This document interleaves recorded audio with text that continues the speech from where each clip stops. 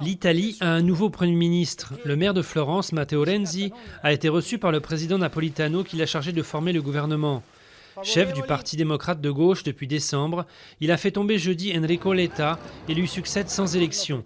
À 39 ans, il devient le plus jeune Premier ministre de l'Union européenne. Des grands patrons mondiaux à l'Élysée. François Hollande réunit lundi le premier conseil de l'attractivité. Autour de la table, les dirigeants d'entreprises étrangères comme Bosch, Intel, Nestlé ou Samsung et les fonds souverains du Koweït ou de la Chine.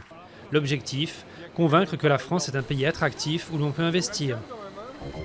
Un vol d'Ethiopian Airlines détourné. Parti d'Addis Abeba pour Rome, l'avion a été contraint de se poser à Genève par le copilote de l'avion qui s'est tout de suite rendu aux autorités. L'homme de 31 ans s'est dit menacé dans son pays et a demandé l'asile politique à la Suisse. Il risque cependant 20 ans de prison pour prise d'otage.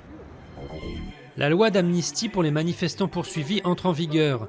Elle prévoit l'abandon des poursuites contre les personnes ayant commis des délits entre le 27 décembre et le 2 février.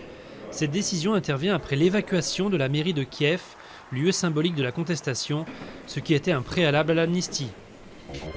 12 Years a Slave et Gravity couronnés à Londres. Les deux films se sont partagés les principales récompenses britanniques du cinéma, les BAFTA. Le drame sur l'esclavage en a décroché 2, meilleur film et meilleur acteur pour Chiwetel Ejiofor. Et le thriller de l'espace a lui obtenu 6 prix, dont celui du meilleur réalisateur pour Alfonso Cuarón.